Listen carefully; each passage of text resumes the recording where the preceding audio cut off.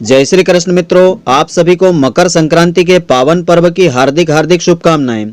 आज आपको हम बताएंगे मकर संक्रांति की पौराणिक व्रत कथा, पूजा विधि और इसका खास महत्व क्या होता है, यह भी आज आपको हम बताएंगे। तो मकर संक्रांति के दिन यह पावन व्रत कथा श्रद्धा पूर्वक श्रवण करने से अनंत गुणा फलों की प्राप्ति होती है, समस्त पापों का नाश होता है, जो भी मनोकामना होती है वह पूर्ण हो जाती है।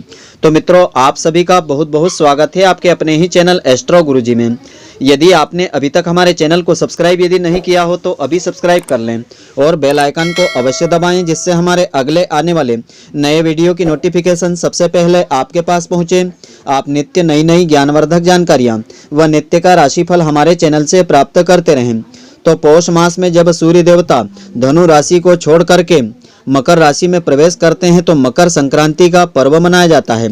तो देश भर के अलग अलग राज्यों में इसे अलग अलग नामों से जाना जाता है, जैसे कि कर्नाटक में संक्रांति कहते हैं, तमिलनाडु और केरल में पोंगल कहते हैं, पंजाब हरियाणा में माघी कहते हैं, गुजरात राजस्थान में उत्तरायण और उत्तराखंड में उत्तरायणी कहते हैं।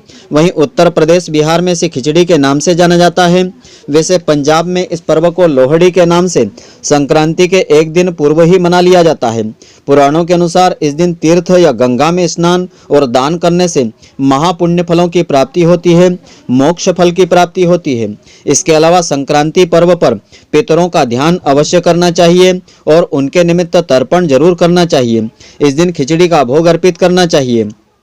तो कई जगहों पर पूर्वजों की आत्म शांति के लिए खिचड़ी का दान इस दिन किया जाता है। मकर संक्रांति पर तिल और गुड़ का प्रसाद बांटना चाहिए। कई जगहों पर पतंगे उड़ाने की परंपरा होती है। तो इस दिन व्रत पूजा पाठ का विशेष महत्व होता है। तो आइए अब हम जानते हैं मकर संक्रांति का क्या महत्व होता है, क्यों मनाई जाती है, मकर संक्रांति व्रत और पूजा की विधि क्या है, मकर संक्रांति की पौराणिक कथा क्या है।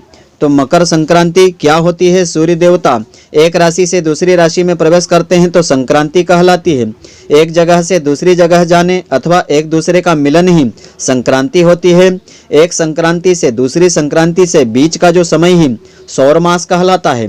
हालांकि कुल 12 सूर्य संक्रांति होती है, परंतु इनमें मेष, कर्क, तुला और मकर संक्रांति महत्वपूर्ण मानी गई है।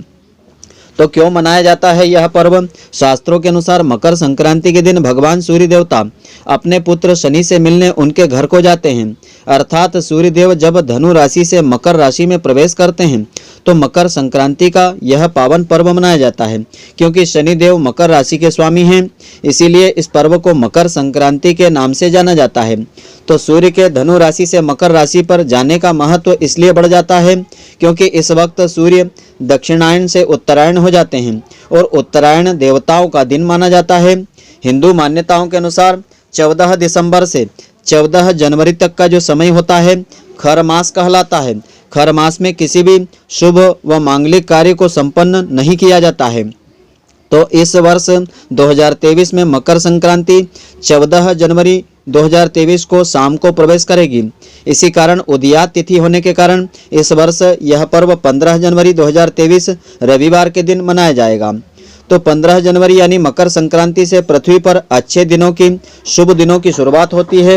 इस दिन इलाहाबाद में गंगा यमुना सरस्वती के संगम पर माघ मेला भी लगता है। यहाँ स्नान करने का बड़ा ही महत्व होता है।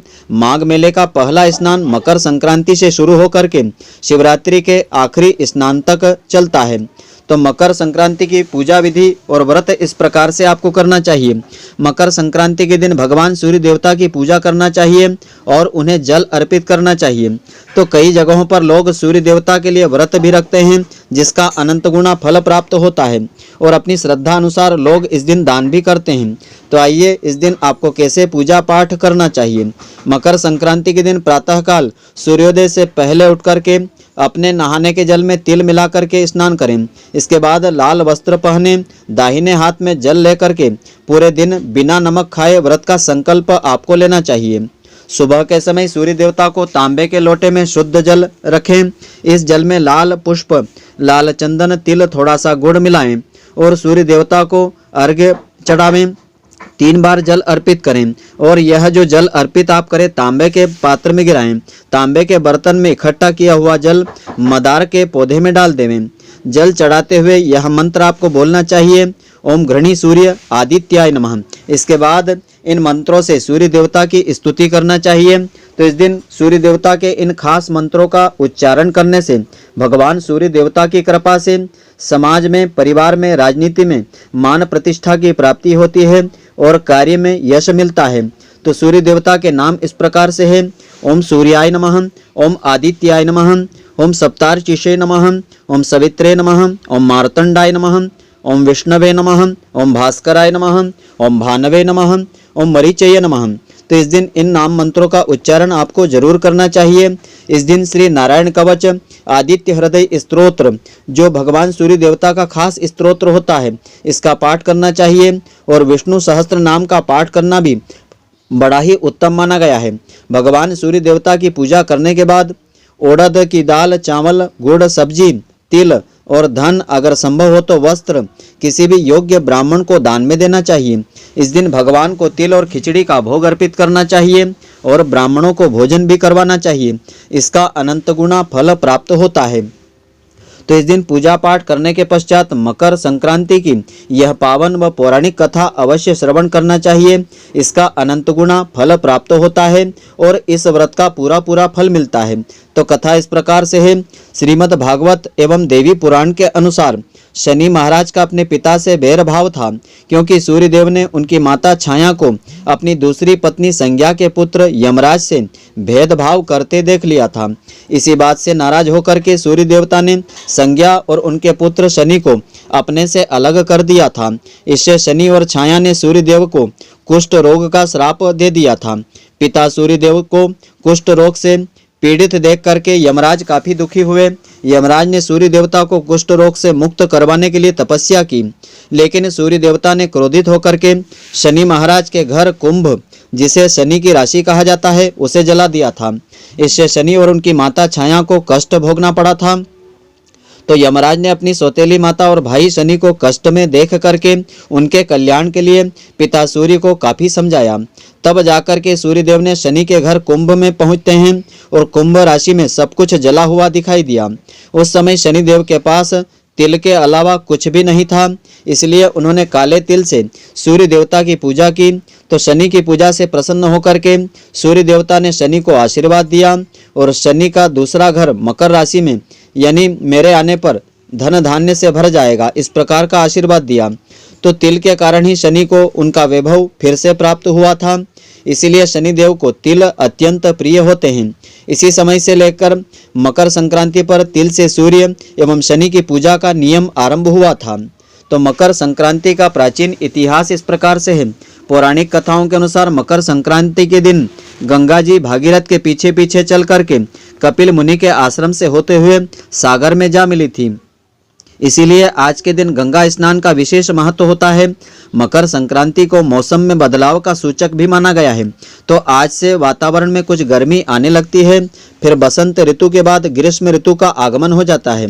तो कुछ अन्य कथाओं के अनुसार मकर संक्रांति के दिन देवता लोग पृथ्वी पर अवतरित होते हैं और गंगा स्नान करते हैं।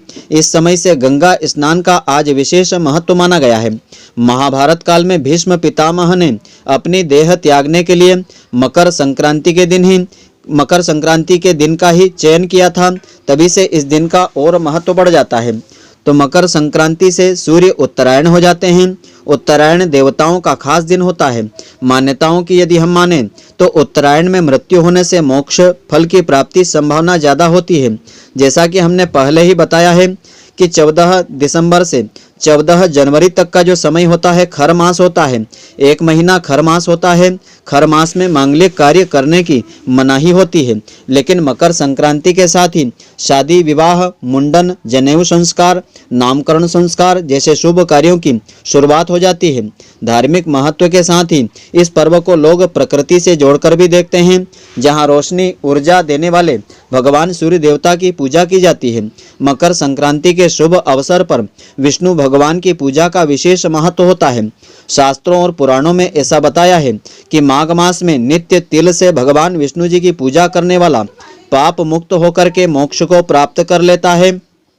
तो अगर पूरे महीने में तिल से नारायण की पूजा नहीं कर पाते हैं तो मकर संक्रांति के दिन भगवान नारायण की तिल से पूजा करना चाहिए। ऐसा करने से जाने अनजाने में हुए सभी पापों से मुक्ति मिल जाती है। मकर संक्रांति के दिन गंगा स्नान करने पर सभी कष्टों का निवारण होता है। इस दिन को दिया गया दान विशेष फल को देने वाला होता है। मान्यता ऐसी है कि इस अवसर पर दिया गया दान 100 गुना बढ़ करके पुनः प्राप्त होता है। तो इस दिन शुद्ध घी एवं कंबल का दान करने से मोक्ष फल की प्राप्ति होती है। तो मित्रों, आशा करता हूं कि आपको हमारी यह ज्ञानवर्धक जानकारी पसंद आई होगी। यदि आपको पसंद आई हो तो आप हमारे वीडियो को लाइक व अधिक से अधिक शेयर अवश्य करें, जिससे अधिक से अधिक लोग इसका लाभ प्राप्त करते रहें और इसका पुण्य फल आपको भी मिलता रहे। धन्यवाद। जय श्री कृष्ण मित्रों, फिर मिलेंगे।